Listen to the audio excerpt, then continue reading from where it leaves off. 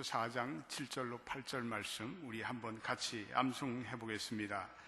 같이 암송합니다. 내가 선한 싸움을 싸우고 나의 달려갈 길을 마치고 믿음을 지켰으니 이제 후로는 나를 위하여 의의 면류관이 예비되었으므로 주 곧 의로우신 재판장이 그날에 내게 주실 것이니 내게만 아니라 주의 나타나심을 사모하는 모든 자에게니라. 디모데후서 4장 7절로 8절 말씀. 지난 주간에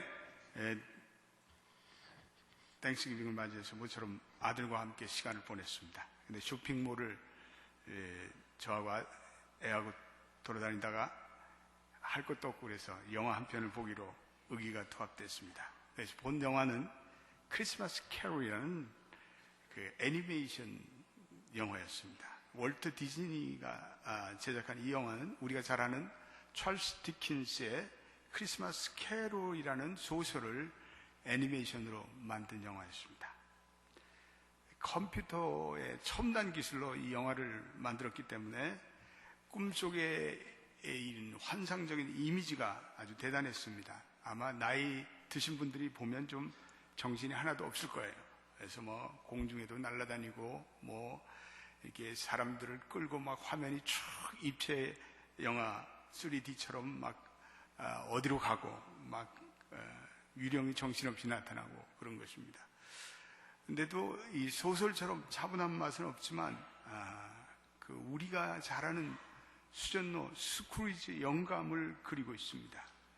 짐 캐리라는 유명한 코미디 배우의 얼굴에다가 이 애니메이션을 입혀놨습니다. 그래서 만화 영화인지 실물 영화인지 구분이 잘 안 됩니다.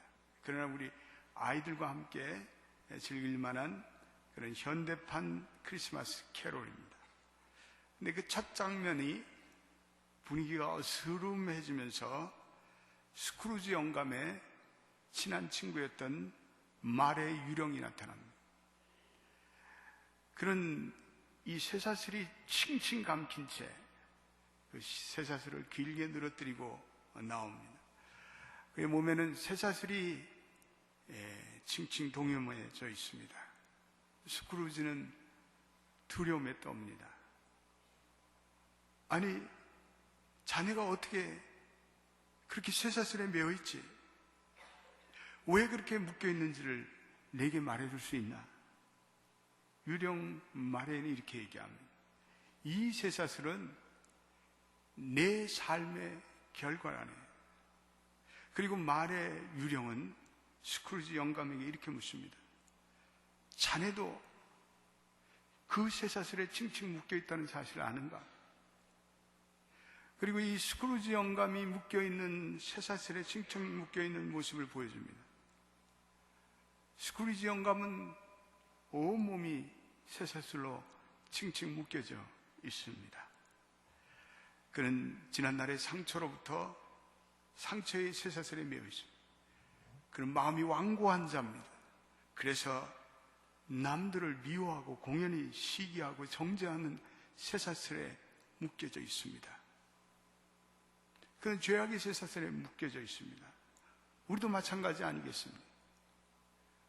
분노의 쇠사슬에 묶여져 있고 중독의 쇠사슬에 묶여져 있고 자기만을 챙기는 탐욕의 쇠사슬에 묶여져 있고 말의 유령을 묶은 그 쇠사슬, 우리 눈으로는 볼 수 없지만 우리를 묶고 있습니다. 이 쇠사슬 우리의 힘으로는 도저히 풀지 못합니다. 이 쇠사슬 우리의 능으로도 풀지 못합니다. 이 쇠사슬 때문에 절망하는 사람들이 있습니다. 진노하는 사람이 있습니다. 우울증에 빠집니다. 죄책감에 빠지고 그리고 자살을까지 합니다. 이 쇠사슬 영원히 풀려날 것 같지 않습니다. 오늘 이 세상이 점점 타락하고 무정하고 부패하고 그래서 수많은 현대인들이 자기의 쇠사슬에 칭칭 묶여 살아가고 있습니다. 만약에 하나님의 개입하심이 없다면 이 모든 사람들이 결국은 망하고 말 것입니다. 그 쇠사슬에 묶여서 언제까지나 칭칭 자기를 감아매고 노예 생활을 하고 말 것입니다. 그런데 오늘 우리가 읽은 이사야 40장을 읽어보면 노예 생활을 하면서 쇠사슬에 묶여있던 이 이스라엘 백성들에게 돌연 하나님의 놀라운 소식이 선포됩니다. 희망을 도저히 이야기할 수 없었던 그 백성들에게 엄청난 소망과 그리고 자유의 소식이 선포됩니다. 그것은 내 백성을 위로하라는 하나님의 우렁찬 고함, 함성입니다. 해방의 소식입니다. 자유의 소식입니다. 한국 백성들이 36년의 일제히 치하에서 어두운 터널을 건너가며 신음하듯 우리 백성들에게 돌연 해방의 소식이 전해지며 자유다, 해방이다 라는 감격의 소식이 울린 것 같이 오늘 막이 올리 전에 울려 퍼지는 오페라의 서곡과 같이 장엄한 하나님의 소식이 펼쳐집니다. 그 소식은 모든 쇠사슬에 칭칭 묶여 사는 모든 자들에게, 이스라엘 백성들에게, 그리고 현대인들에게, 그리고 오늘 이 아침에 이 자리에 앉아있는 저와 여러분에게도 전해지는 기쁨의 소식입니다. 이사야서는 원래 두 부분으로 나눌 수가 있습니다. 첫 번째는 1장부터 39장까지입니다. 심판에 대해서 많이 얘기하고 있습니다. 죄를 다루고 있습니다. 그래서 1장부터 39장 이사야를 읽어가면 기분이 안 좋습니다. 어둡고 절망적입니다. 그런데 40장을 기점으로 이사야 분위기가 완전히 달라집니다. 하나님의 용서가 선포되고 그리고 자유가 선언되고 하나님의 위로가 증거됩니다. 40장에 들어서는 그 메시지의 톤과 내용이 파격적인 변화를 보이고 있습니다. 근데 재미있는 것은 성경이 66권으로 되어 있습니다. 구약 39권과 신약 27권입니다. 이사야의 구성과 같습니다. 그래서 이사야의 1장으로부터 39장은 구약적인 이사야입니다. 하나님의 심판과 진노를 얘기합니다. 그런데 40장부터 66장은 신약적인 이사야입니다. 거기는 사랑을 얘기하고 자유를 얘기하고 용서를 얘기합니다. 어떻게 보면 신비한 것이 이사야서입니다. 나가서 예수 그리스도께서 오신다는 강림의 소식을 가장 많이 전하고 있는 것이 이사야입니다. 신약 성경의 상당 부분의 이 양들은 이사야의 후반서를 인용하고 있습니다. 아주 계시적인 책입니다. 메시아의 강림의 기쁜 소식을 선포하고 있습니다. 성경에서 가장 문학성이 뛰어난 것이 이사야 40장부터 66장입니다. 대강절을 맞아서 저는 여러분들이 성경을 묵상하고 싶다면 이사야 40장으로부터 읽어가라고 저는 권고하고 싶습니다. 아마 대강절이 주는 풍요한 은혜에 여러분들이 흠뻑 젖어들게 될 것입니다. 오늘 우리가 읽은 이 1절부터 9절에 대강절을 맞아서 우리가 경청해야 할 놀라운 두 가지 소식이 선포되고 있습니다. 첫째로 이사야는 하나님의 위로의 음성을 선포하고 있습니다. 오늘 1절로부터 2절 다시 한 번만 읽어보도록 하겠습니다. 40장 1절부터 2절 말씀 읽어보겠습니다. 시작. 너희 하나님이 가라사대 너희는 위로하라. 내 백성을 위로하라. 너희는 정다이 예루살렘에 말하며 그것에게 외쳐 고하라. 그 복역의 때가 끝났고 그 죄악의 사함을 입었느니라. 그 모든 죄를 인하여 여호와의 손에서 배나 받았느니라 할지니라. 저는 오늘 하나님의 선지자가 전하는 하나님의 위로, 그것이 온 세상에 가장 필요한 메시지가 아닌가 생각합니다. 세상이 가장 목말라 하는 것이 뭐겠습니까?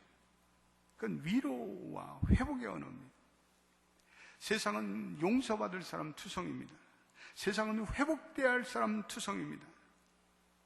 조금만 우리가 정직해지고 조금만 우리가 진실해진다면 사람들은 그 내면에 품고 있는 내적인 상처들이 이루 말할 수가 없습니다.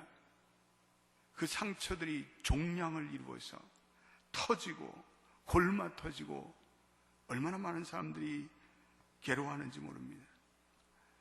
북한의 동포들 헐벗음과 배고픔의 상처를 안고 있습니다. 저들은 두려움의 상처가 있습니다. 겉으로 화려한 것 같은 인기 연예인들, 지난주에도 인기 모델 한국인 여자가 파리 목숨과 자기 목숨을 끊었습니다. 왜? 그렇게 화려한 직업이고 사람들이 다 그렇게 우러러보고 돈도 많이 버는 건데 왜 그들은 죽어갈까? 어둠의 영, 자살의 영이 빠져 있습니다. 어떤 이유든지 고국을 떠나 사는 이민자들도 마음의 상처가 많습니다. 한국에서 한 번도 겪어보지 못했던 신분의 문제로 고통을 받습니다. 장래가 불투명합니다.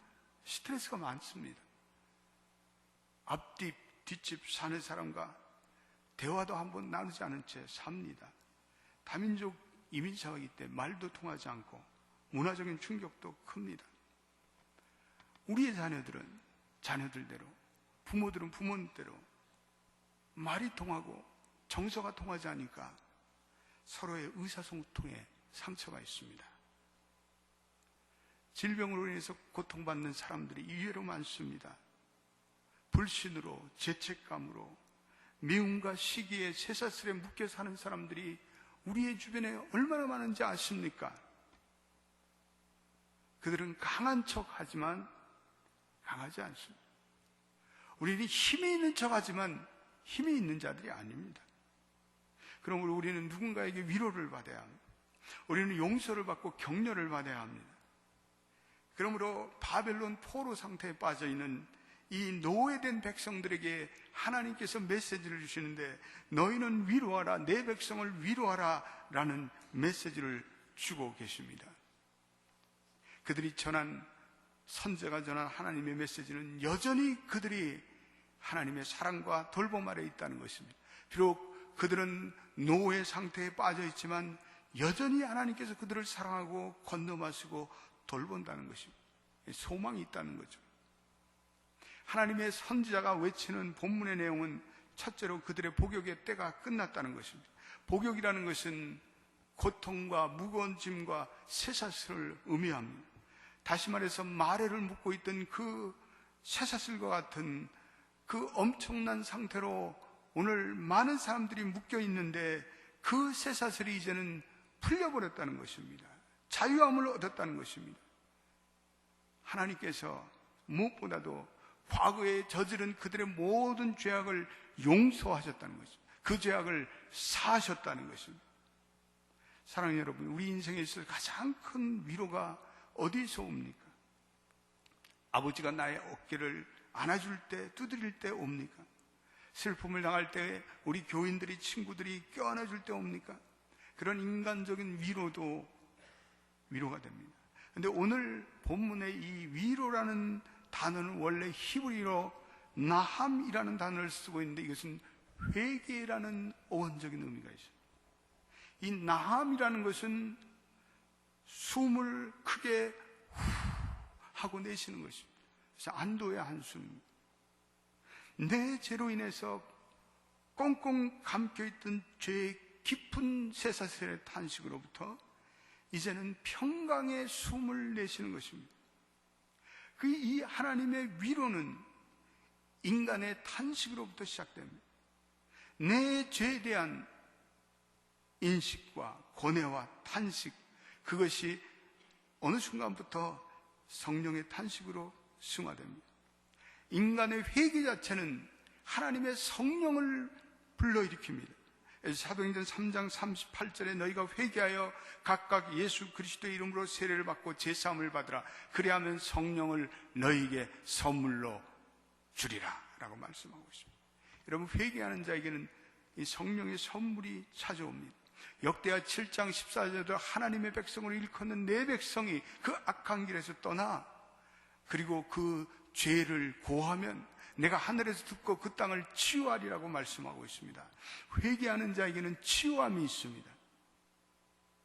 인간의 회개로 시작됐는데 그 회개가 하나님의 치유와 능력으로 나타납니다. 오늘 이 위로라는 말도, 이 comfort라는 말도 영어로는 with strength라는 말입니다. 하나님께서 우리를 위로하시는 방법에는 우리에게 신비한 능력을 주십니다. 하나님의 능력이 우리에게 임할 때 우리의 슬픔이 사라집니다.